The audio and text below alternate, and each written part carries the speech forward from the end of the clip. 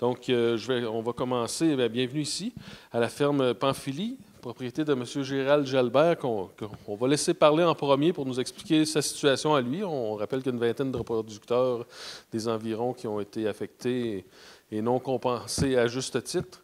Donc, je vais laisser la parole à M. Gérald Gilbert, puis en même temps, je vais vous laisser le micro, juste à le laisser devant vous pour qu'on vous capte bien. Bonjour à tous. Je vous remercie de vous être déplacés chez moi. Ça me fait plaisir de vous accueillir. Ouais, aujourd'hui, on veut faire une petite rétrospective sur l'été 2018 au niveau de la sécheresse qu'on a eue dans notre région. Pour ma part, moi, je suis un producteur de lait. On cultive aux alentours de 400 acres, puis j'ai un troupeau de 125 têtes environ.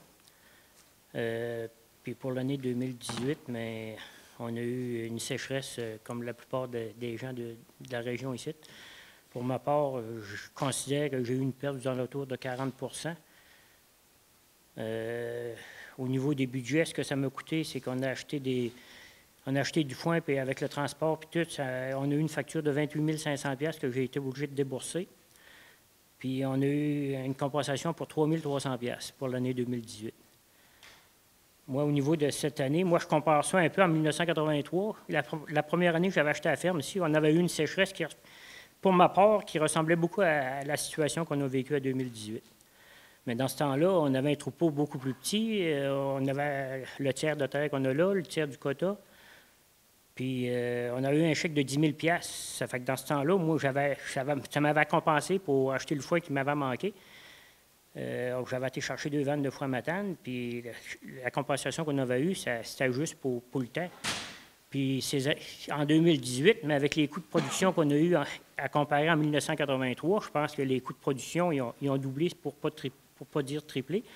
Puis avec le mini-chèque que je peux dire qu'on a eu de la financière, moi, je trouve que c'est irrecevable de leur part de ne pas respecter l'entente qu'on avait avec les autres. Moi, je suis assuré, ça fait 36 ans que j'ai ça ici, puis j'ai été assuré toutes les années que j'étais propriétaire de la ferme. J'ai toujours payé ma cotisation à l'assurance récolte. Puis quand on voit le résultat de toutes ces années-là, on se paye ça. C'est pour sécuriser notre revenu au cas où il y aura une mauvaise année. La mauvaise année, on l'a eu en 2018, mais j'ai payé une assurance 35 ans de temps pour la mauvaise année. On l'a eu en 2018, puis on n'a pas été compensé. Moi, je trouve ça irrecevable de la part de la financière de ne pas... Moi, je compare ça un petit peu, je ne le sais pas, je compare ça au niveau de nos dirigeants de la financière qui se payent une assurance salaire pendant 30 ans de temps, puis qu'il leur arrive une bad luck, puis qu'au bout, quand il arrive, c'est le temps de se faire récompenser par les assurances, qu'ils disent que pour telle ou telle raison, nos critères d'admissibilité au bon nom d'assurance ont changé, puis que vous n'aurez pas le droit à la compensation que vous étiez supposé d'avoir. Au lieu d'avoir 500 $ par semaine, on va vous en donner 50. Moi, de la manière que j'ai vécu ça avec la financière la dernière année, c'est de même que je vois ça. Ça fait que j'espère qu'on va avoir un petit peu plus de résultats si jamais on a une autre mauvaise année. Puis moi, je ne trouve pas ça raisonnable qu'on n'ait pas de compensation pour toutes les années qu'on a été assuré avec les autres. Moi, je peux vous dire, moi, j'étais assuré je n'étais pas assuré au niveau des besoins alimentaires parce que j'avais la grande terre, puis on m'avait un peu de foin. Moi, au début, quand je m'étais assuré, il m'avait dit, mon représentant de la financière m'avait dit que je serais mieux d'être assuré au niveau des superficies. Fait que je m'étais assuré au niveau des superficies. Mais présentement, je m'aperçois que ça m'a coupé le cou. J'ai eu beaucoup moins de compensation à cause de ça, mais il ne me l'avait pas dit dans le temps. C'est le troupeau grossi. C'est le troupeau grossi. Ça prend plus de foin, mais en réalité, j'ai moins d'argent parce que les autres, ils considèrent que ceux qui sont assurés en superficie, ils ont une compensation en vendant du foin plus cher cette année-là. Mais moi, on en vendait un petit peu, mais pas assez pour compenser le manque qu'on a eu l'année passée. Là. En réalité, c'est le producteur qui doit s'assurer d'être bien assuré, sauf qu'on est supposé d'être bien suivi aussi. Je ne sais pas si tout le suivi a été fait, mais je pense que c'est par la financière. Mais je pense que c'est un peu de la faute des deux. Là. Je pense que les producteurs étaient mal informés sur les assurances. C'est quand même assez complexe. Il y a plusieurs façons de s'assurer. Je pense que les producteurs étaient mal informés. Puis je pense aussi que Fait que c'est un peu la faute un peu des deux au niveau de la formation. On l'a demandé ce printemps parce que c'est ça, on s'est aperçu que dans le coin, dans l'îlet, on était très mal assuré. Okay? Je ne peux pas parler pour les autres régions, mais je crois que c'est un peu généralisé. Là. Je pense que les producteurs sont généralement pas assez bien assurés. Fait que c'est pour ça que ce printemps, on avait demandé à la financière de venir nous expliquer comment s'assurer justement pour qu'on puisse être bien assuré et que ça puisse correspondre aux pertes réelles encourues quand il y a une année de sécheresse. Là. Pas toutes les régions, mais il y a plusieurs régions qui ont une station, parce que c'est beaucoup référence à une station météorologique.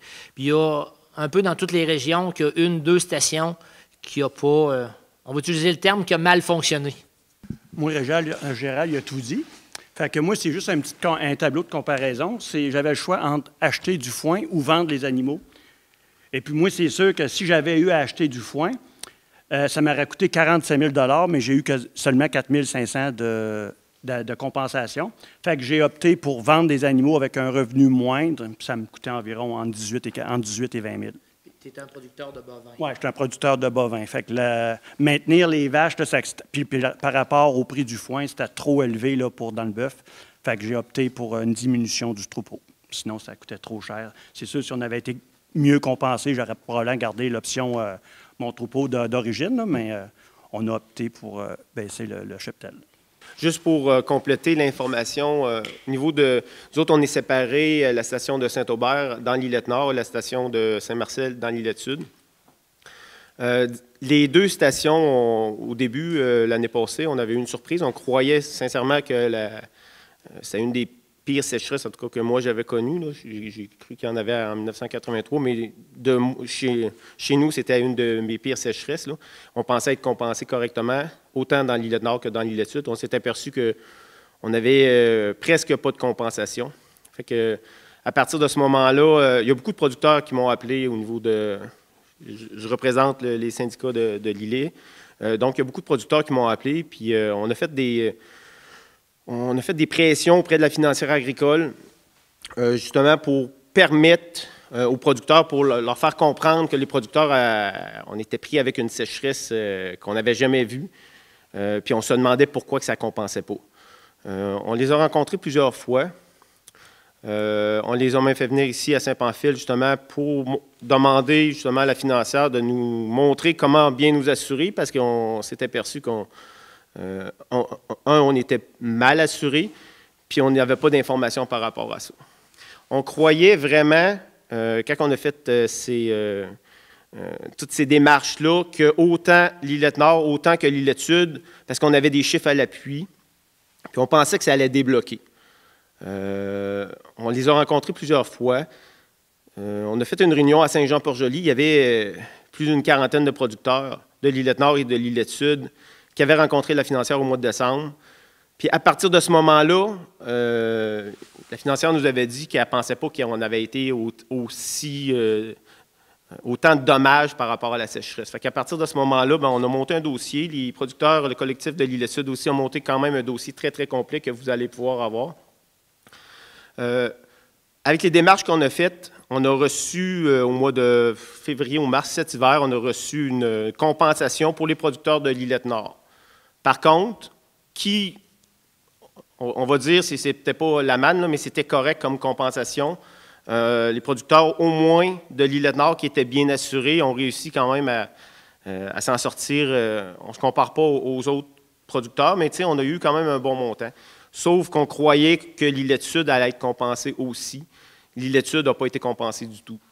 Ils ont resté, les pourcentages de pertes ont resté aussi bas qu'ils étaient. Quand on rencontrait la financière, on leur a fait mention que les paramètres qui sont utilisés, parce que ce qu'il faut comprendre, c'est que c'est une grande équation mathématique pour calculer les compensations, puis que les paramètres de la formule mathématique n'avaient pas de sens. Il y avait du sens dans une année qui était, disons, correcte, là, mais dans une année catastrophique, comme on l'a vécu en 2018, les paramètres ne fonctionnaient pas, alors là, pas du tout. En gros, là, juste pour vous donner une idée, ça marche selon le plus grand paramètre c'est la quantité de pluie tombée dans un certain laps de temps. Puis qu'on soit partout à travers la province de Québec, Ça commence au 1er mai, qui commence à calculer les quantités d'eau reçues. Je ne sais pas si vous comprenez, mais si on est au sud de Montréal, puis si on est ici à Saint-Pamphile, au 1er mai, ici, il tombe la neige, puis là-bas, l'herbe est déjà quand même moyennement poussée, puis ça peut être bon pour la plante là-bas, mais ici, l'eau qui tombe dans le début mai, ça n'a aucun effet pour la plante.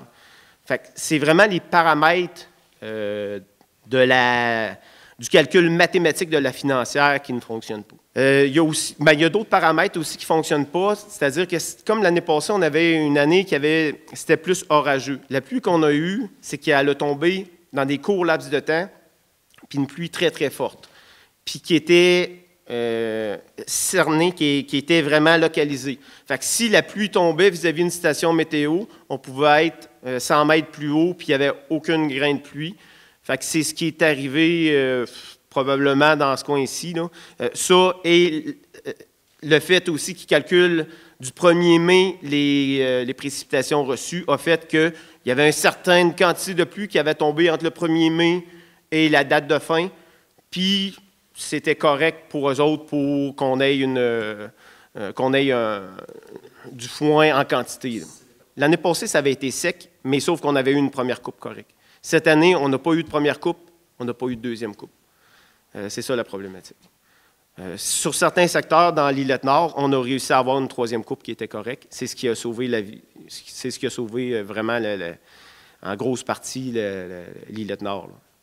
Par ici, ils ne font pas de troisième coupe, ou presque pas, fait que ça n'a pas pu aider. Sinon, c'est ça, ce qu'on avait parlé aussi à la financière, c'est s'ils pourraient au moins tenir en compte justement les régions, c'est-à-dire une région qui a 1800 UTM versus une région qui en a 3500 UTM, de ne pas commencer les jours de pluie calculés dans la formule mathématique en même temps. Déjà là, ça serait vraiment quelque chose, parce que le fait de commencer la saison de paysance, on va le dire de même, le 1er mai partout à travers le Québec. En tout cas, moi, je calcule que ça n'a pas d'allure, là, ça n'a aucun sens. On n'a pas la même météo, on n'a pas les mêmes facteurs climatiques dans la région de Montréal versus dans notre région ici. Justement, avant les stations météo, il y avait un technicien qui venait voir qu'il y avait des fermes qui étaient des fermes, comment est-ce qu'on appelle ça? Témoins. Puis là, il allait mesurer la quantité de foin. Quand ils ont viré avec les stations météo, ça a duré quelques années, puis après ça, ils ont complètement abandonné les fermes témoins. Il aurait dû continuer. S'il avait continué cette année, là, il aurait vu qu'il y aurait un gros problème. Là. C'est ça, dans ces années-là, il se fiait aux fermes témoins, puis il y avait des fermes témoins beaucoup plus que de stations météo. Fait qu'ils prélevaient réellement les rendements réels sur les fermes. Tandis que là, comme Steve le disait, avec les paramètres qui ont, ça prête tant de quantité de pluie, plus chaud. L'hiver, ils tiennent compte ils ne vont pas dans le champ marcher s'il y a des champs qui ont gelé. Ils regardent s'il y a eu tant de neige. Mettons, on a descendu en bas, je serais prêt à vous dire les centimètres de neige. Si la neige a baissé, qu'il y a moins de centimètres, qu'il a fait moins X, mettons moins 20, bien là, ça, c'est un gel de sol. Fait qu'ils tiennent compte de beaucoup de paramètres qui fait que là, hop, là, ils disent que la station météo dit qu'à partir de là, hop, le sol a gelé. Hop, là, il manque de pluie. Tu sais, c'est pour ça. Puis, je pense que c'est un outil de travail, mais il faudrait qu'ils rajouteraient d'autres outils ou changer des paramètres pour réussir à réellement avoir ce qui se passe sur le terrain, là. C'est ce qu'on demande à la financière, de réellement changer les paramètres pour pouvoir ajuster. Parce que dans Côte-Sud, si on recule, dans Côte-Sud avait demandé dans le passé, avec des résolutions à la financière, de changer ces paramètres-là. Parce que c'est sûr que quand on tombe dans une région un petit peu plus élevée, il fait plus froid, puis la saison de croissance n'est pas pareille. C'est pour ça qu'on pourrait-tu l'ajuster, chaque région, qui serait ajusté au fur et à mesure. Puis c'est ça qu'on demande, c'est là que la financière, même pour cette année, ils n'ont pas été, puis ils n'iront pas encore pour cette année, parce qu'il y a eu des paramètres un peu changés pour 2019. Puis l'autre fois, un monsieur de la financière, j'ai posé la question, avec les paramètres que vous avez changés en 2019, on l'applique avec la saison 2018. Le monde de l'île Nord, le monde de l'île Sud, excusez, le monde de l'île Sud va-tu être compensé? la réponse de monsieur de la financière m'aurait dit non. Il dit ça ne changera pas. Ce qui est arrivé dans l'îlet ne changera pas. Bon, mais j'ai dit ça ne marche pas, là. Tu sais, en 2000, les résolutions de l'îlet dans ces années-là, je ne sais pas si c'était l'îlet sud, dans ce temps-là, 2000, il y a une résolution qui a demandé de changer les paramètres. En 2009-2010, ils ont demandé.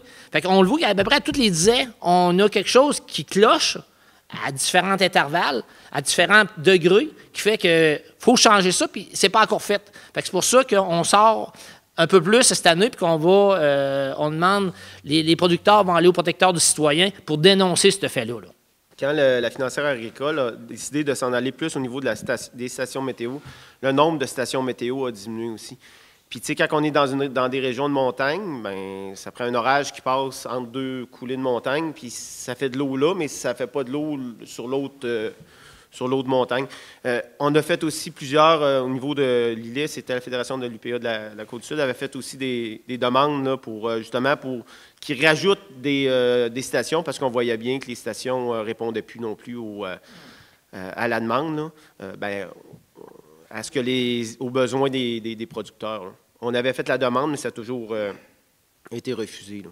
On considère qu'il manque de stations, ou sinon qu'ils viennent chez nous, qu'ils viennent mesurer les rendements. L'année passée, ce serait aperçu que c'est vraiment une année catastrophique. Puis, quand on est arrivé au mois de novembre-décembre, là, que ce soit l'Îlette Nord ou l'Îlette Sud, on avait 0 % de perte dans la deuxième coupe. Quand c'était une des pires deuxièmes coupes à vie. Ils ont rectifié le tir pour l'Îlette Nord, mais pour l'Îlette Sud, a resté sensiblement pareil. Là. Fait qu'il y a quelque chose qui ne fonctionne pas, ça c'est certain. Puis on leur a demandé, on leur a expliqué quand même plusieurs fois. On leur a apporté le rapport pour le modèle d'assurance récolte, toutes les questions qu'on a posées à la financière, que le collectif a posées à la financière. Je ne sais pas s'ils vont pouvoir y répondre, mais en tout cas, Puis c'est ça, là, les producteurs sont rendus vraiment à faire une demande aux protecteurs du citoyen. Qu'est-ce que ça va faire? On espère que ça va faire bouger la financière. On espère aussi, pour les producteurs de l'Îlette Sud, qu'il y ait une compensation pour 2018, rétroactive pour 2018. Parce que c'est vraiment des gros montants d'argent pour plusieurs producteurs. Il y a des producteurs qui ont été obligés de baisser leurs troupeaux, puis il y a des producteurs aussi qui ont été obligés de s'endetter, de s'organiser pour se trouver du foin. Fait qu'on trouve que c'est vraiment carrément injuste pour eux autres. Nous demandons un traitement équitable. Nous ne l'avons pas eu. Il y a des raisons à cela. C'est qu'on a été mesuré avec une formule qui ne convenait pas à notre situation terrain. Exemple, on l'a mentionné, mais je vais vous apporter quelques chiffres.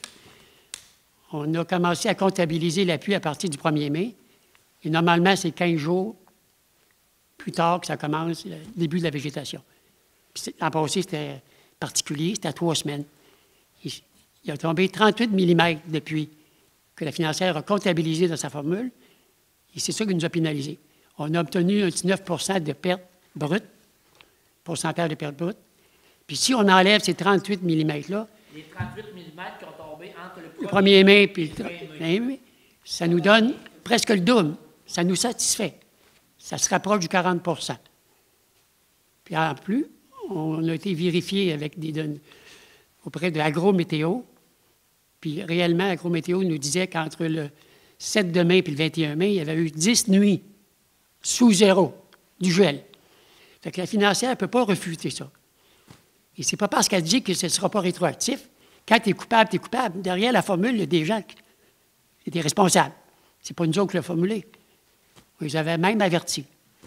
Puis deuxièmement, au mois de juillet, où il y a eu, les 14 premiers jours, c'était Agrométéo, dans son sommaire quotidien, qui nous dit 14 jours sans pluie. L'équivalent de 7 mm dans 14 jours durant la canicule. La 15e journée, il est tombé 70 mm dans 1 heure et demie. Ça n'a pas eu d'effet, ça. L'efficacité, ça. Tous les agriculteurs ici préfèrent un 10 mm dans une journée, tranquillement, parce qu'on a des pentes, nous sommes... Le relief ne convient pas à ça. Hein. Puis après ça, on a eu le 25-26 de juillet, 2 jours de suite avec de la pluie. Donc, 81 % des précipitations de juillet en 3 jours, 19 % pour qui restait pour les 28 jours. Fait que les plantes étaient mortes en partie, les prairies étaient jaune-orange, Ça fait que là, ça prend beaucoup de pluie pour ressusciter ça. Hein? Puis la pluie du mois d'août, qu'elle arrive, bien sûr qu'elle arrive, mais l'effet, elle ne peut pas réparer l'effet de juillet. Ce n'est pas le principe des vases communicants, là. Ça va. Ça fait qu'à ce moment-là, au lieu de faire notre deuxième coupe dans les normes, dans la période normale, il a fallu la faire un mois plus tard, fin de septembre. On l'a même arrêté pour la chasse à l'orignal une partie, pour commencer en octobre. Ça fait qu'on aurait eu, ils ont mis 0 % de perte. On aurait eu 40-50 % de perte, puis ils ont mis 0. Bien, Je veux dire, le foin qui pousse en octobre, que vous coupez en octobre, il doit être bon, fort de sa personne. on s'est rattrapé un peu, mais c'est du foin qui n'a pas fermenté. C'est la preuve, c'est qu'il y avait eu des gelées déjà, puis il manquait de sucre, en tout cas, des choses comme ça. Ça fait que c'est ça, les responsables, c'est derrière la formule. Puis nous autres, être victimes de gens qui ne prévoient pas d'avance, qui ne se remettent pas en question à chaque année quand ils distribuent des chèques à gauche et à droite, c'est normal de dire que ça prend telle tangence d'un côté, puis ça baisse de l'autre. On s'interroge, on se remet en question. C'est la première qualité des gens responsables. Ils ne l'ont pas fait. Donc, on ne peut pas extender nous autres, ça ne sera pas rétroactif. Est-ce que c'est clair? C'est ça? C'est très clair. Merci, M. Arnott.